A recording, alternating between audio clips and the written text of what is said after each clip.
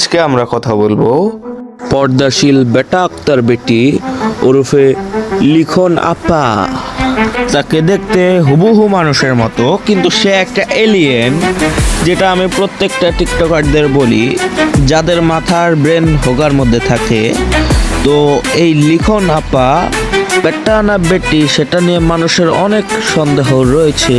তাকে দেখতে হুবহু ছেলেদের মতো হলেও সে আসলে একটা হিজলা, এটা আজকে আমি আপনাদের জানিয়ে দিলাম। আসসালামু আলাইকুম। তো হেই এভরিওয়ান, কেমন আছেন আপনারা? আর না করি দেরি, চলো শুরু করি। কোনো ভক্তের মুখে যখন নিজের প্রশংসা শুনি নিজেকে ভীষণ প্রাউড লাগে। কুঞ্জ আপু আমেরিকাতে থাকে। এই যে ভক্ত আছে আগে জানতাম না, আজকে প্রথম জানলাম। তো যদিও একে আমি কিছুদিন হলোই দেখতেছি, বেশি তিরিং বিরিং করতেছে, তার পোস্টটা আমার সামনে আসতেছে। তো উনি বলল যে ওর ভক্ত নাকি আমেরিকাতে থাকে, আমেরিকা না আমেরিকাতে থাকে। তো বুঝেনি তো সবাই।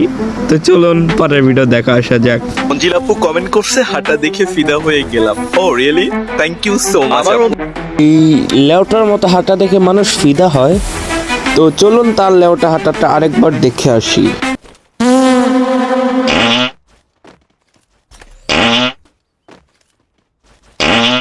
তো আপনারা দেখতেই পাইলেন এর হাঁটার স্টাইলটা কত সুন্দর। এর হাঁটার স্টাইলটা দেখেও কোনো অন্ধ ব্যক্তিও ফিদা হয়ে যেতে পারে। যিনি সম্মানিত ব্যক্তি কমেন্টটা করেছেন যে আপনার হাঁটার স্টাইল দেখে ফিদা হয়ে গেলাম, ওই টয় জায়গায় গোটা বসায় দিলে একটু ভালো হতো আমার মতে। তো চলুন আর না করে দেরি, পরের ভিডিও শুরু করি। এ ভাই, এটা টিকটকার লেউটা মামুনের মানা, ও নিয়ে এখানে কি করে? মার্জিয়া আপু কমেন্ট করছে ভাইয়া আপনাকে আইব বাচ্চুর মতো লাগে। আমি বুঝি না, সবাই আমাকে শাকিব খান, বিভিন্ন সিঙ্গার, বিভিন্ন নায়কের সাথে কম্পেয়ার করে। যে সম্মানিত ব্যক্তিগুলো যে বলে একে শাকিব খানের মতো দেখতে, আমি তাদেরকে একটা কথাই বলতে চাই, তোমাদের হোকা থেকে চোখ বের করে তোমাদের চোখের জায়গায় চোখ লাগাও, নাহলে তোমাদের ভবিষ্যতে অনেক সমস্যা হতে পারে। কই চাঁদ আর কই পাদ, পাদের সাথে চাঁদের তুলনা করলে হবে?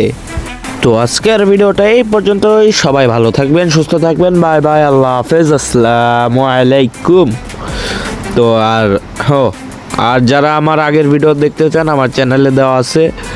আশা করি আপনাদের ভালো লাগবে, মজা পাবেন। Bye bye.